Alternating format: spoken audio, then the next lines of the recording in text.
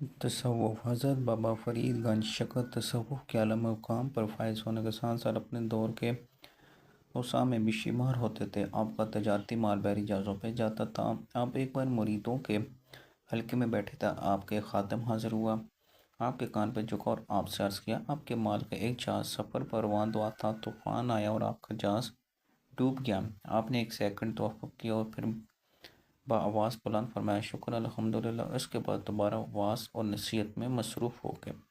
تھوڑی دیر پر وہ خادم حاضر ہوا، آپ کے قریب پہنچا، کان پر جھک کر عرض کیا، میں معذرت چاہتا ہوں، ہماری خبر غلط تھی، جہاز نہیں ڈوبا، ہمارا مال سلامت ہے۔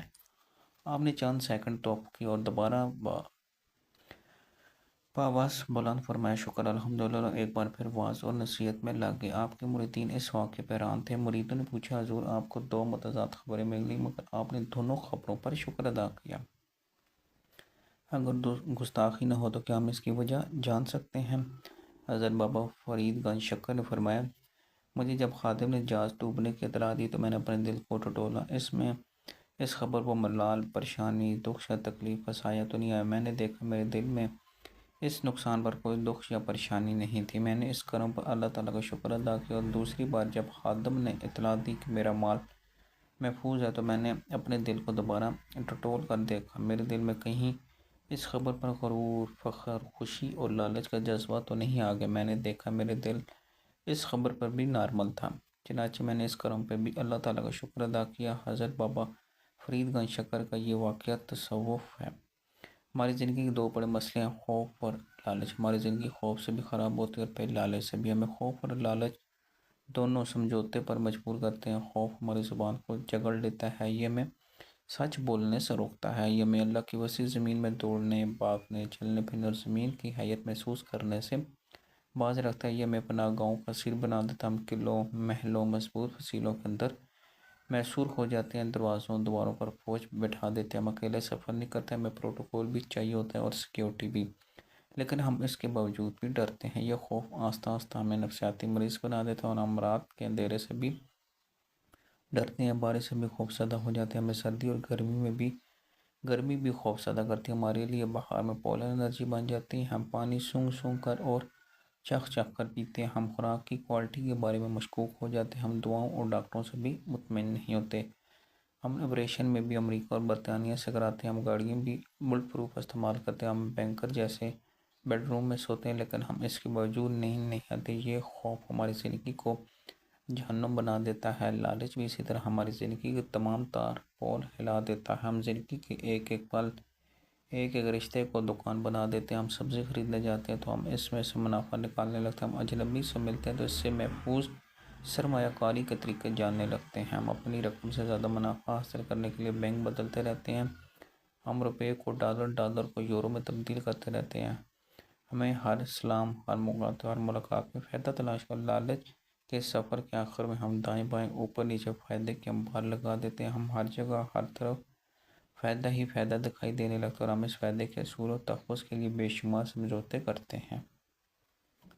ہمیں اس کے لیے اپنے جذبات، خیالات، اپنا ایمان، اپنی آزادی اور اپنے سکون تک قربان کر، لیکن آخر میں یہ خوف اور یہ لالچ ہمیں نفسیاتی مریض بنا دیتا ہے، ہمیں بے سکون، بے آرام اور ڈپریشن ہو جاتا ہے۔ لیکن ہم میں سے جو لوگ اپنے لالچ اور خوف کو شکست دیتے ہیں، جو ان سے آزاد ہو جاتے ہیں، وہ صوفی ہوتے ہیں، جو خوف اور لالچ سے نکلتے ہیں وہ تصوف کے راستے پہ چلنے لگتے ہیں۔ چنانچہ تصوف، فیئر اور گریڈ، خوف اور لالچ سے رہائیے، یہ دونوں شیطان کے بڑے ہتھیار ہیں۔ شیطان کے دو بڑے ہتھیار ہیں، خوف اور لالچ۔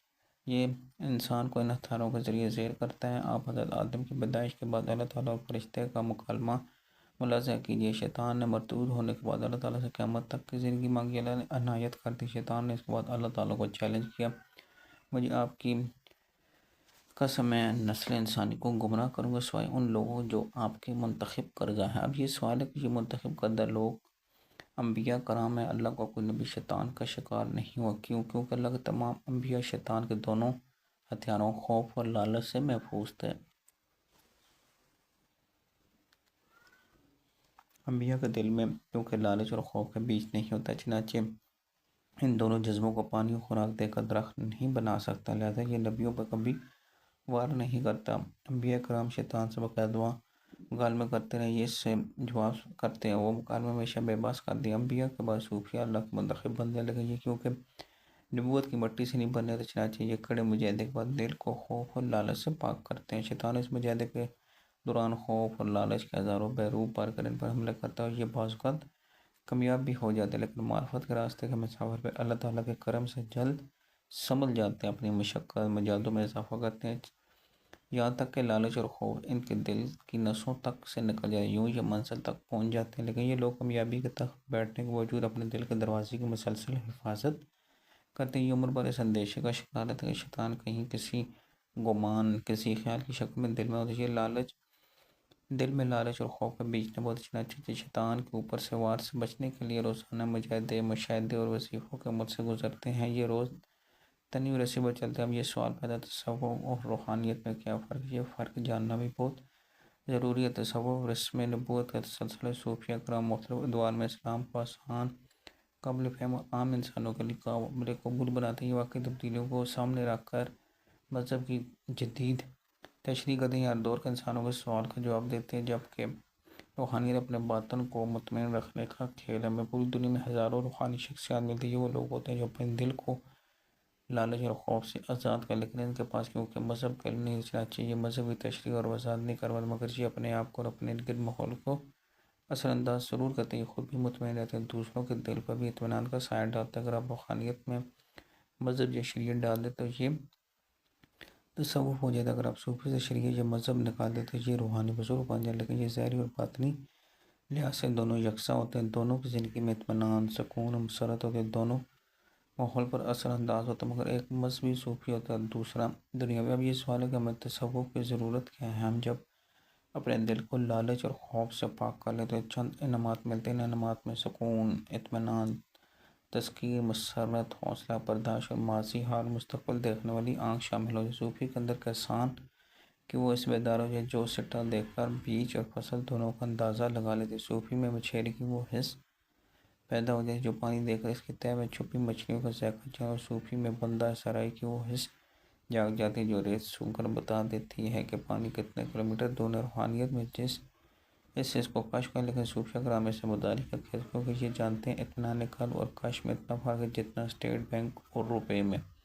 صوفی کبھی روپے کے سکے پر نہیں ٹھہرتا، یہ سیدھا اسٹیٹ بینک جاتا ہے، جبکہ روحانی ماہر روپے کا سکہ جیب میں ڈال کر چھلانگ لگانے لگتے ہیں، یہ اسٹیٹ بینک کی تلاش میں نکلتے ہیں اور روپے کا سکہ جیب میں ڈال کر واپس آ جاتے ہیں۔ تصوف کا کل اور روحانیت اس کا کل جز ہے۔ تصوف اطمینان کا کل اور روحانیت اس کا کل جز ہے۔ ناظرین، اگر آپ اس چینل پہ نہیں ہیں تو پھر مزید سننے کے لیے آپ اس کو سبسکرائب کر سکتے ہیں۔